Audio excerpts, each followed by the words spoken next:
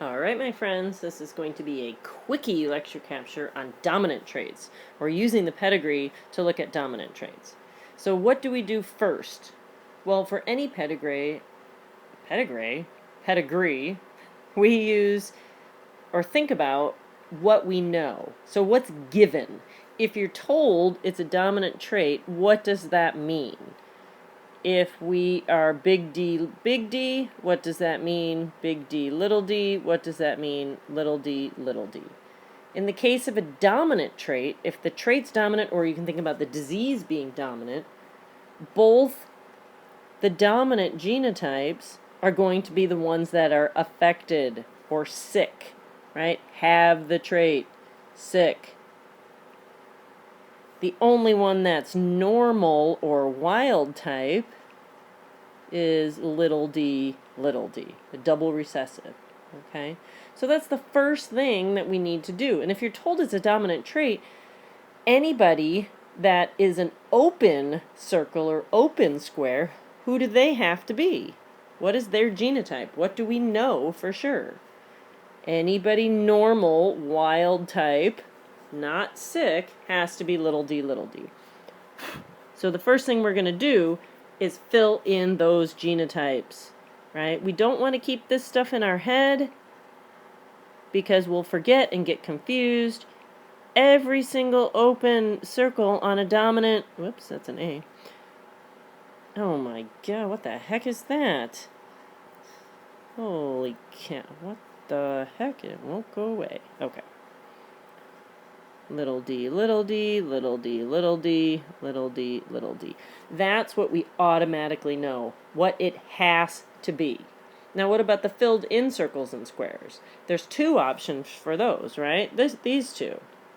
So we can't just automatically go willy-nilly assigning genotypes to whatever we think. We have to use the offspring of the individuals to determine their genotype.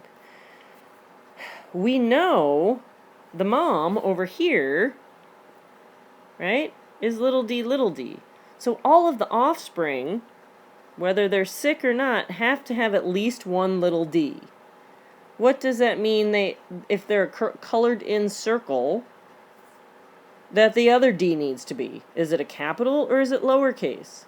Well, we know for sure if you're open, you have to be little d. That means closed cannot be little d. They're sick or affected, which means they have to have at least one big D. Okay, that's all they have left. We know they also have to have a little d because of mom. So don't forget that. It's impossible for these to be homozygous dominant, right? So then what does that tell us about the dad? Well, he's sick, he has to have at least one big D. Okay, and he has children over here that are not affected, which means, right, one of those bad D, little d from mom, one had to come from dad, which means dad has to be heterozygous. Nothing else he can be. And then again, we look at in this generation, right, we know this guy has to be heterozygous because of that cross. We know that guy has to be little d. We know this guy has to be little d because it's open. And if dad has a little d, that means each one of these guys has to have a little d they got from dad. And they're sick, that means they must have gotten the dominant allele from mom and not her recessive little d. Right? 50-50 chance whether they got the big D or the little d. One of them got the little d from mom. The rest got the big D. Okay? And so 3 affected, or 3 sick, and 1 normal. That's how you look at a dominant trait pedigree. But you should really should write down the genotypes, because when you're dealing with dominant versus recessive, we don't want to forget in a dominant trait phenotype, this genotype is the normal. It's just the opposite if it's a recessive trait. So in this case, you were told it's dominant. You're not trying to figure out from this pedigree what it is. You were told it's dominant, that's how you follow it. Okay. If we're looking at a pedigree and we're not told anything about it, right? We're just asked, what's the probability of this diamond shape over here, being affected? What's this guy's probability of being affected? So we're going to color it in because that's what we want it to be, right? That's the question. What if it's colored in? Now, a little hint, since this is the lecture on dominant traits, we're going to just tell you up front, this is a dominant trait. So let's write that down. Dominant, which means, let's go with big D, big D, big D, little d, little d, little d. These are both sick. This guy is wild type. Normal. Okay? So again, we need to follow the genotypes through this pedigree. Again, what do we know for sure? We know for sure all the open circles are little d, little d. There's no options, so those are the ones we fill in first. Now, we're not going to fill in the rest of these yahoos over here, because who cares? We know, and they don't matter. They haven't had sex with anybody that matters. Okay, this is an open. We know that person's little d, little d. What is the probability that this guy's affected? Okay, which means, what are we looking for? That's the other question we need to ask. What does that mean? What genotype are we looking for? Well, to be affected in a dominant trait, what do you have to have? Yes, at least one big D. So genotype can be big D or big D little d. What's the probability that it's big D blank? Well, what is this blank here? Do we know, or is it really ambiguous? What do we see going on from the dad? Dad's only got 2 little d's. That's all he can give up. Obviously, the big D has to come from mom if it exists, right? So the actual genotype of this individual that we're looking for is big D, little d. That's all he can be because that's his dad. And then what else do we know? We know each one of these has to have at least one big D. Okay, and then we really don't necessarily know what the second one is, or do we? What about for this guy up here? The first guy in generation 1. Do we know, or is that ambiguous? Of course we know. Again, in order to have offspring that are little d, one little d came from mom. Where'd the other little d come from? Dad. And we're just going to go with the assumption that this is the real father. It's not a Maury Povich situation.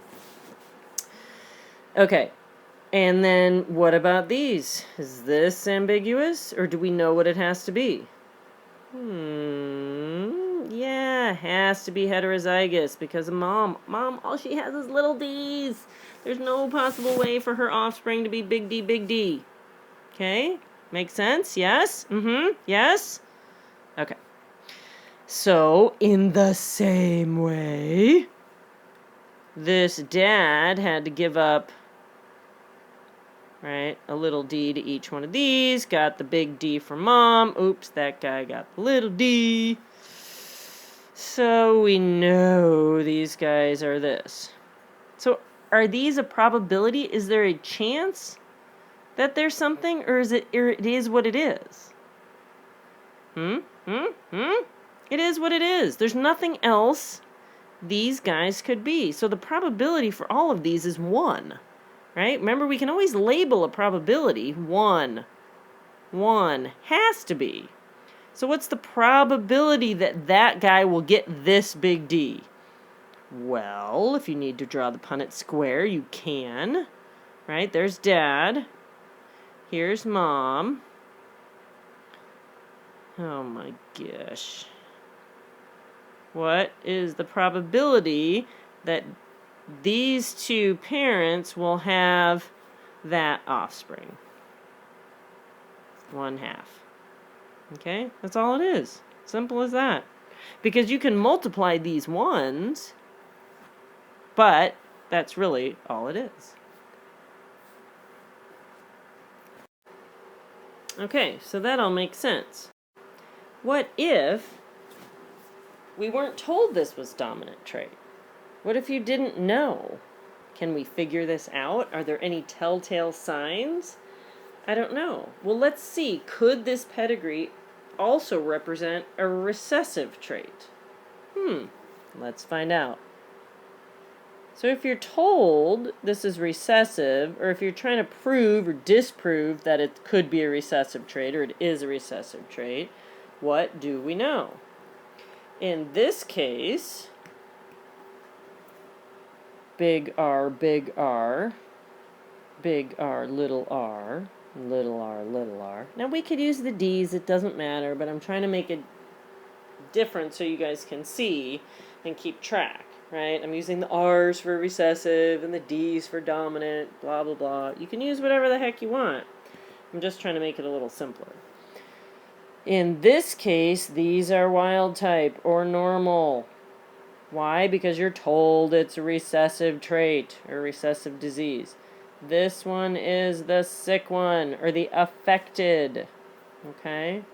So now that changes our story. So what do we know? Anybody colored in is sick. That means they have to be little r, little r. So we can label all of these immediately. Oh yeah, and what's our question? If this guy is affected, what's the probability? Right, and what does that mean? They have to be little r, little r. Okay, so if this guy, let's go back up here to generation 1, right, not really labeled, but it would be if we're going to be referring to people. So generation 1, right, married to the circle, open circle, right, which means normal. So we know they have to have at least one big R. We don't know the other one. What's this guy? At least one big R, at least one big R. And again, because these guys got a big R, must have come from mom, because dad doesn't have any, which means dad had to give them a little r. So we know these guys' genotypes. Okay. What about this one? What about her? What about grandma? Well, look at her offspring. She had kids, daughters, that are affected. 2 little r's. They got one from dad. Where'd they get the other? From mom. So mom has to be big R, little r. So again, if you're assigning probabilities, she's 1. Okay, 100% chance. Okay. And then we're showing this daughter, in generation 2, is married to this guy. And we said in a rare recessive disorder, blah, blah, blah, blah, blah, if you marry into the family, we have to assume that they're normal unless you met them at a support group for whatever disease you're talking about or trait you're talking about. But again, that's only true if none of the offspring negate that assumption.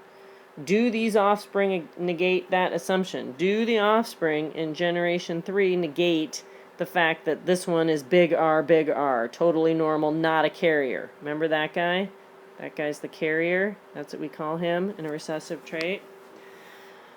Well, just like before, one little r from each came from mom, which means a little r had to also come from dad. We also know dad's normal. Open has to be a big R. Again, probability of him being a heterozygote is 1. Okay. This guy now over here is the one we don't know anything about his parentage, right? And we said you have to assume if you don't know anything and they don't have any kids, what's the probability of little r, right? That's our question right there. So if we're going with what I told you to do, which is big R, making that assumption, right?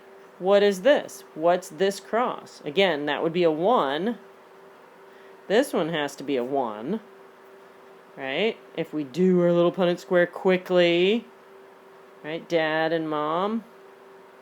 You shouldn't even have to draw this out. You should know immediately that. It's a 0% chance of that person being little r. So there's no possible way they could pass it. But does this pedigree work for recessive? Yes. Did it work for dominant? Yes. So I couldn't give you this kind of setup and ask you which is it, because it could be either. Okay? But I could ask you about probabilities for either one of these. Well, thanks for listening. That's your short, quickie pedigree lecture capture. Thanks again, and hey, I'll see you soon.